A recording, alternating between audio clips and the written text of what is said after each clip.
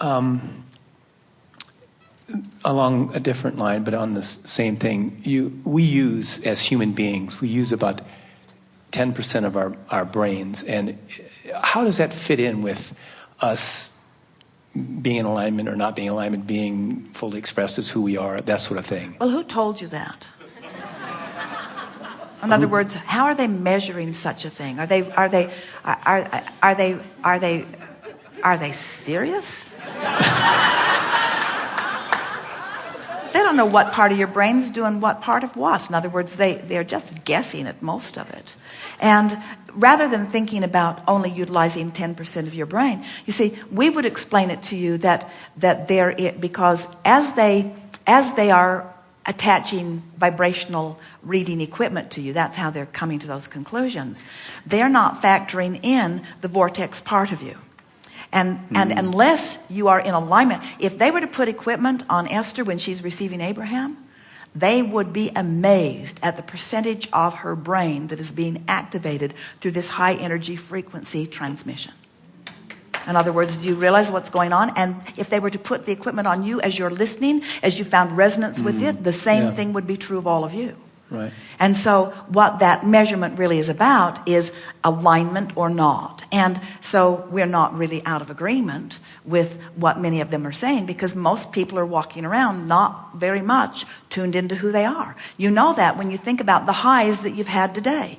In other words, you've had more highs, more high good feeling today than you usually have in a normal day, because you've been focused and you've been resonating with the fullness of who you are. But on a normal day, the really high good feeling, yodeling down the canyon, yahooing feelings that you have are rather infrequent. And the observing and the criticism and the worrying and the frustration, that's a more dominant part of your day. And so it might be 10% in the vortex and 90% not.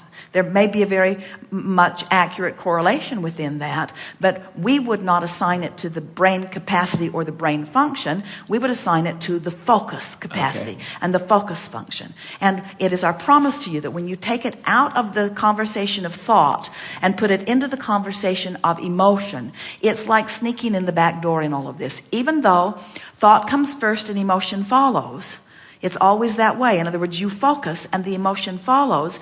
If your intention is to find an emotion that feels good, usually it will lead you to a thought that supports the emotion that you're reaching for. So it's a very helpful thing. That's why some of you have enjoyed this emotional scale that we've talked about. It's a very helpful thing to decide that you want to be happy. If you decide you want to be happy, Esther says, every time that she and Barbara get into the car on the way to the airport, she says to herself, and she doesn't need to say it to Barbara because it's what Barbara lives for all the time, I want to have fun. I want to have fun. Well, when fun is your intention, and once you do it and have it and feel it and find it, then it's easy to keep it going. That's the thing about this vibrational world in which you live. Momentum is about just keeping it going. And keeping it going is about focusing. And keeping it going is about focusing on fun, focusing on fun, focusing on fun, even if I have to remember every fun thing that's ever happened. Or even I have to focus on the last fun thing that happened. Focusing on fun will bring more fun and more things that are in the vibrational range of that which you call fun, like clarity and upliftment and cleverness and flexibility. In other words, there are a lot of vibrations that are in the vicinity of what you mean when you say fun. But lack of focus is fun, odd, fun, don't like that so much. And it's the back and forthness that kills the momentum of something.